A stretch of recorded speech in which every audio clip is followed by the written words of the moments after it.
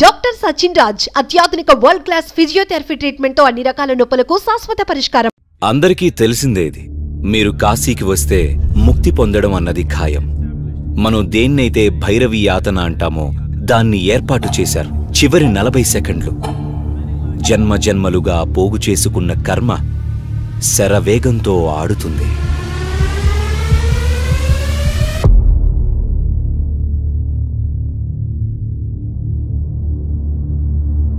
కాలభైరవుడంటే నల్లని వాడు అని ఆయనలోని ఒక పార్శ్వది. దీన్ని ఎన్నో రకాలుగా చూస్తాం మనం. శివుని లయస్వరూపం అది. ఆయన లయ విన్యాసం చేస్తున్నప్పుడు అంటే ఏదో ఒకదాన్ని వినాశనం చేయడానికి కాదు, కాలాన్ని వినాశనం చేయటం. అన్ని భౌతిక వాస్తవాలు కాలమనే చట్రంలో ఇమిడి ఉంటాయి, అవునా కాదా? నేను మీ సమయాన్ని వినాశనం చేస్తే అంతా అయిపోయినట్టే. కాబట్టి కాలభైరవుడంటే కేవలం అదే. ఎందుకంటే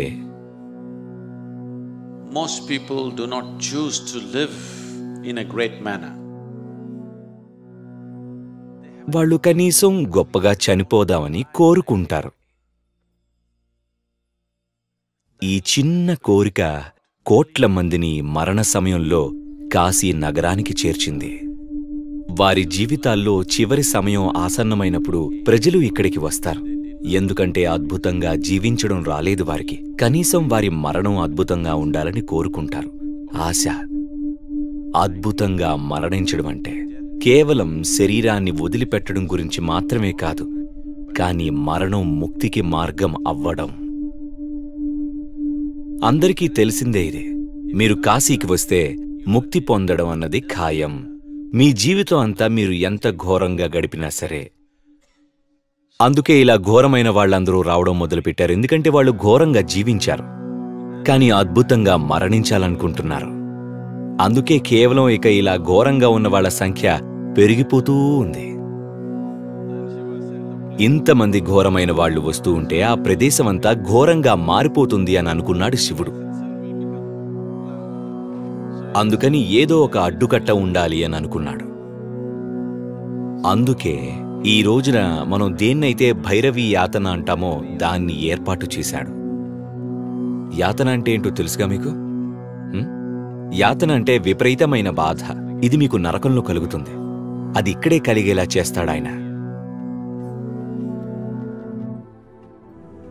చివరి 40 సెకండ్లు మరణానికి ముందు అది ఎవరైతే ఎరుకతో ఉన్నారో లేదా ఒక క్షేత్రంలో ఉన్నా ఇది ఖచ్చితంగా అక్కడున్న వారికి జరుగుతుంది. వారు ఏ కారణం చేత మరణిస్తున్నా సరే, వారు ముసలితనం వల్ల మరణిస్తున్నా లేదా రుగ్మత వల్ల గాని ఏదైనా ప్రమాదం జరగడం వల్ల గాని, హత్య, ఆత్మహత్య అయినా సరే, చివరి 40 సెకండ్లు ఎన్నో జన్మలుగా పోగు చేసుకున్న కర్మ శరవేగంగా ఆడుతుంది. ఆ క్షణంలో ఈ 40 సెకండ్లు మాత్రమే మీరు జీవితమంతా అజ్ఞానంలో బతికినా సరే, జీవితమంతా ఎరుక లేకుండా జీవించినా సరే, ఎన్నో జన్మలు ఎరుక లేకుండా జీవించినా సరే, ఈ 40 సెకండ్ల మీద కనుక ఎంతో కొంత ఎరుకతో ఉండగలిగితే మీరు జన్మ జన్మలుగా పోగు చేసుకున్న కర్మ నుండి విముక్తిని పొందగలరు. మీరు ఎంతో తీక్షణమైన స్థితిని అనుభూతి చెందుతారు. ఇది 40 సెకండ్లు మాత్రమే. ఆ తర్వాత స్వచ్ఛమై లయమైపోతారని శివుడన్నాడు. ప్రాథమికంగా ఆధ్యాత్మిక ప్రక్రియ అంటే మీ జీవితం శరవేగంతో సాగడం.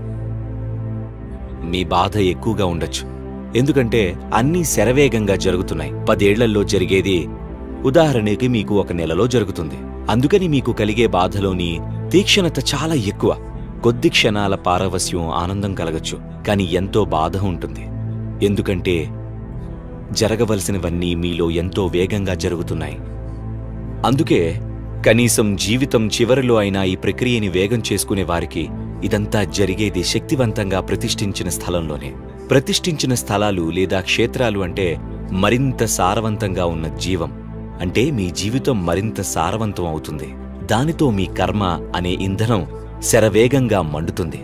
కొంతకాలానికి మీకు అది అలవాటైన తర్వాత ఇక యాతన అనేదే ఉండదు. అది అలా మండుతూ ఉంటుంది అంతే. ఖచ్చితంగా మీరు మరింత ఉన్నత శ్రేణిలో ఉంటారు. ప్రతి క్షేత్రం యొక్క ఉద్దేశం ఇదే. కాశీ యొక్క ప్రాముఖ్యత ఏంటంటే ఎంతో మహత్తరంగా ఉన్న దాని రూపకల్పన, దాని సౌందర్యం. ఆ కాలంలో అసలు ఇలాంటి నగరం భూమి మీద మరొకటి లేదు అని చెబుతారు.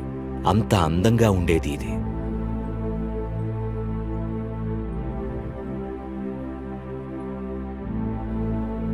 ఈ కారణాలన్నిటి వల్ల ఇది ప్రజలను బాగా ఆకర్షించింది. ప్రజల దృష్టిని ఆకర్షించడానికి వాళ్లందుకు అనువైన వాతావరణాన్ని ఏర్పరిచారు. కాశీ అంటే అంతా ఆహ్లాదం, ఆనందం మాత్రమే కాదు, ప్రజలని ఎంతో తీవ్ర స్థాయిలో బాధకు గురిచేసే స్థలం అది. ఎందుకంటే మీ జీవితాన్ని విపరీతమైన వేగంతో నడిచేలా ఆయన చేస్తాడు. జన్మజన్మల కర్మంతా ఆ క్షణంలో దహించుకుపోదు.